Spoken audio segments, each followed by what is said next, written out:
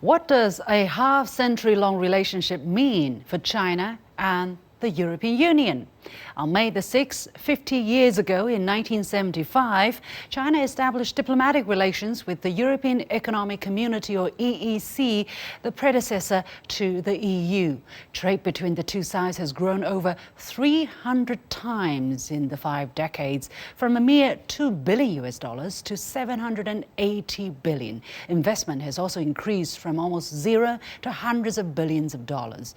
China and the EU have become each other's second largest trading partners. Given the recent unilateral actions taken by the United States, what does it mean to China and the EU to mark 50 years of relationship? What common interests do the two sides share? I'm pleased to be joined for this special discussion from London by Martin Jakes, Senior Fellow at the Institute of Modern International Relations at Tsinghua University, also a Senior Fellow at the China Institute of Fudan University. From Shanghai by Professor Meng Jing, who's Distinguished Professor and Director of the Center for European Studies at East China Normal University. She holds a Jean Monnet Chair Professor title.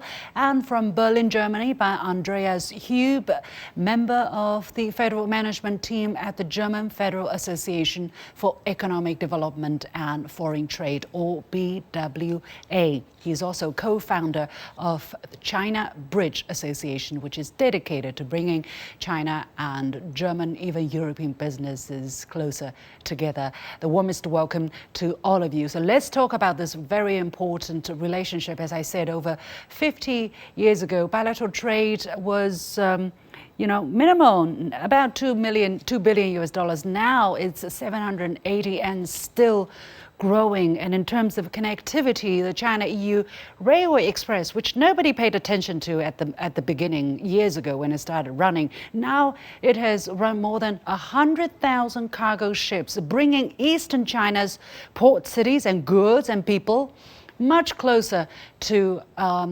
ports and cities, towns in Europe, in Germany, for instance. Martin, let me go to you as an observer. I know you're British, but you're observing what's happening on the European continent with China. How would you assess these bilateral achievements? What factors have contributed to these accomplishments? Well, I think put like you just have, I think it's an extraordinary transformation. And over 50, so many years. And it's whereas before we had very little to do with each other, now we have a great deal to do with each other. We've become familiar to each other in a way that we just were not previously. I think that what's, of course, been driving the process really in the first instance is China's own transformation. Because China was, back at the beginning, was a very, very weak economic presence. And over this period, it's become a very powerful presence in the world. And this has been reflected in the relationship. But of course, I mean, a lot of changing has had to be done, in particular by Europe, to adapt to that situation. And I don't think Europe's ever found it that easy to deal with China on the rise and the economic implications of that for Europe. So it's, although the relations come a long way, we can see now there are still many differences and tensions and so on that characterize the relationship. But we've got here and we've done it, and it's a great achievement. Indeed, it's a very complex relationship. First of all, EU is not one country. It's made up of different countries of different perspectives, and China has to take all of their interests and perspectives into consideration. But Professor Meng, how would you characterize the past 50 years, especially the past 5 to 10 years, let's say, when there's been great tumultuousness in terms of how the EU is perceiving China's rise? Well, from the European side, in the past, I would say from 2019 on, it was more clear for the EU to define China with this tripartite definition that China serves as a partner and competitor and systemic rival at the same time. And this indicates the EU's increasing ambivalence in defining its relationship with China, but towards more security-oriented dimension. And this, of course, has a very bad impact on EU-China relationship. Also, in terms of trading relationship, it's also affected because recently we have seen that the EU has introduced and adopted a number of policies and regulations trying to strengthen its own security, economic security, but somehow at the sacrifice of EU-China trade interdependence. We'll talk about that in just a moment. The Ministry of Foreign Affairs spokesperson said that China-EU relations are showing a sound momentum of development, and this year marks the 50th anniversary of diplomatic ties between China and EU, which offers important opportunities for the development of bilateral ties. And the exchange between Chinese and European legislative bodies is an integral part of China-EU relations. We hope that the two sides can work together in the same direction and enhance exchanges. And he added that members of the European Parliament are welcome to visit China. Andreas, how do you look at the saying, all of the things that China-EU relations are showing good momentum of development and that EU Parliament members are welcome to visit China? What are the signals that are being sent here? I think these are important signals we are receiving, and especially if you see it also in the context of the unfortunately stalled discussions or ratification on the comprehensive agreement on investment. I think this is the right message. It should for sure not stop there. I think we still have to look into certain imbalances, but the CAI is a very important agreement for especially German and also especially European companies. The negotiations have been going on for 7 years, so we from our side always encourage to the ratification. So we see this as right signals at the moment, and really hope that we actually can go into build on this good basis and go further into a long-term stable engagement, because this is exactly what companies and our members also need. They need to know they don't want to be forced to react to impulse reaction like what we see in the US, but really to a stable framework where they can, with full confidence, invest. A recent statement of the European Council President actually goes like this. She says, in response to the widespread disruption caused by the US tariffs, President von der Leyen stressed the responsibility of Europe and China as two of the world's largest markets to support a strong, reformed trading system, free, fair, and founded on a level playing field. That's according to a readout of the EU Commission. Martin, how do you read this latest statement? It seems that there has been some subtle changes in the tone of EU leaders from what they were talking about, which stressed rivalry, which stressed risks, whereas now it seems there is growing recognition of the shared responsibility and even opportunity for the two sides to work together.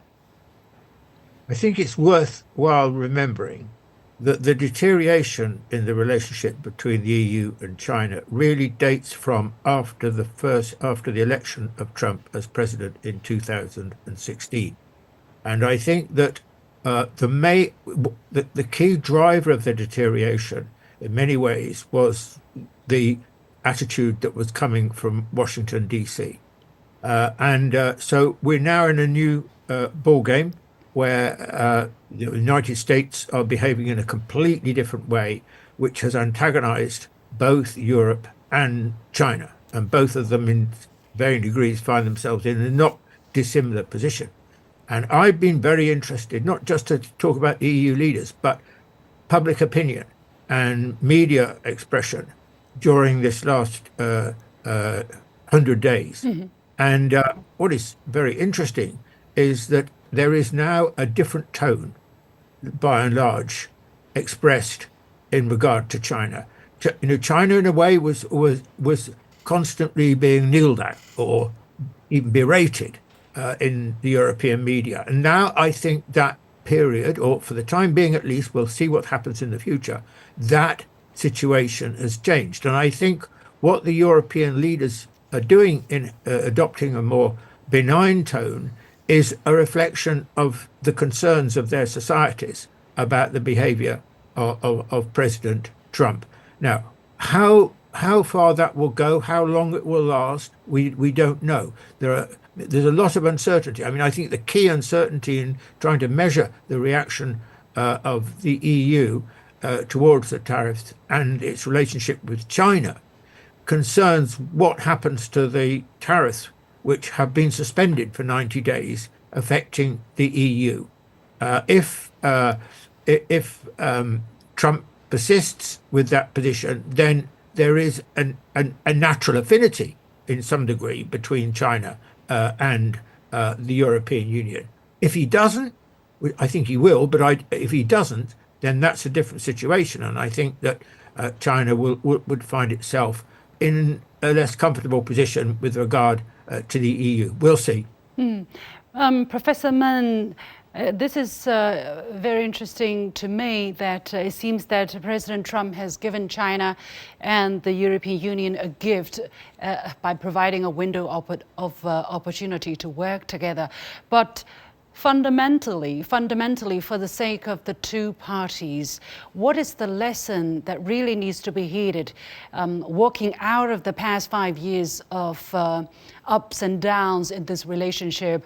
Should this relationship really be marked by charity, by favor from a third party, or really by the realization that there is common interest for the two sides to work together, even if there are differences, even if there are human rights concerns, that the two sides can find a way to work together without destroying their relationship and the hard-won good momentum of bilateral ties? Well, we have to realize that between the EU and China, they share a great common ground in promoting multilateralism, in taking measures against the climate change, in even bilaterally strengthening continuously their trade cooperation, because both of them are integrated into this global supply chains, and they have already very strong interdependence. But currently, what's going on in the European Union is that they have paid too much attention to security, to norms and values, but which somehow divert their attention to the right concern between the EU and China. For example, the EU emphasized a lot the trade deficit in its relationship with China, but between 2023 and 2024, the EU trade in goods surplus increased from 32 billion euro to 147 billion euro.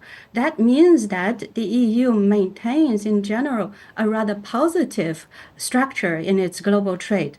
And that's why I would like to say that with this relatively strong and resilient trade relations the EU has in the overall trade relations with the world, the EU should from the strategic point of view, it should make sense to situate its China policy within the broader context of global trade dynamics, rather than allowing a single bilateral deficit to dominate its economic and geopolitical outlook. And furthermore, I would rather also point out that the EU goes more to de-risking policy these days, but the EU also has to pay attention not to let de-risking to become disguised decoupling, because that will damage both the EU and China in their business interest. Yeah. Andrea, from the business community's perspective, of course, you're speaking on behalf of German businesses. What are their aspirations? Because I understand a lot of German businesses are very much value, even depend, rely heavily on their China operations. And it's been a win-win situation. Absolutely. I mean, this is also what we get from especially from our members. There's a clear demand, and sometimes actually, you just mentioned the term of de-risking. We have corporate leaders who actually say de-risking for them means to invest further in China. So I think basically they have still a very strong confidence in the market, and not only as a market, but also as a center for innovation. And I think this is one of the key things. Maybe we also, as companies, start to rethink how to see China on the one side, not seeing China only as a market or a geography. I think for any company operating global, you need to see China in a global context. This is for one. The other one is really to see how do we work in China. You see more and more companies adapting in an innovated in China for the whole world approach. I think which they very much make sense. I think basically, as I said, the aspect of innovation is a key aspect here. We need to see in the context, also in the context of the development and the formation of our kind of improved or further relationship here. So. Yeah, we have to leave it there. Many thanks to my guests, Martin Jakes, Meng Jing, and Andreas Hube. Thank you very much for sharing with us your perspectives.